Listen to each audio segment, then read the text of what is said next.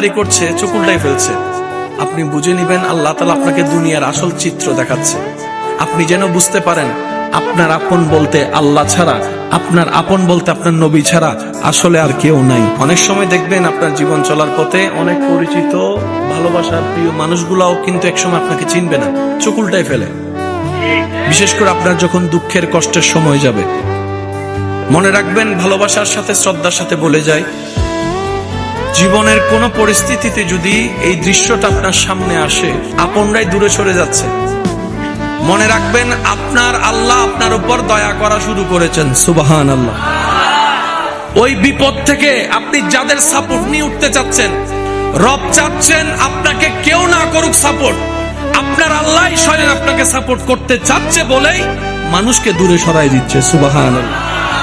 জীবনে যদি কখনো দেখেন কাছের মানুষ দূরে সরে যাচ্ছে, বেঈমানি করছে, দুই নম্বরই করছে, চোখ উল্টাই ফেলছে, আপনি বুঝে নিবেন আল্লাহ তাআলা আপনাকে দুনিয়ার আসল চিত্র দেখাচ্ছে।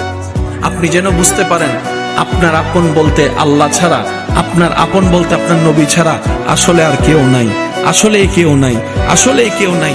আপনার ভালোবাসার অধিকার পাওয়ার একমাত্র আল্লাহর আছে, স্রষ্টা হিসেবে নবীর আছে।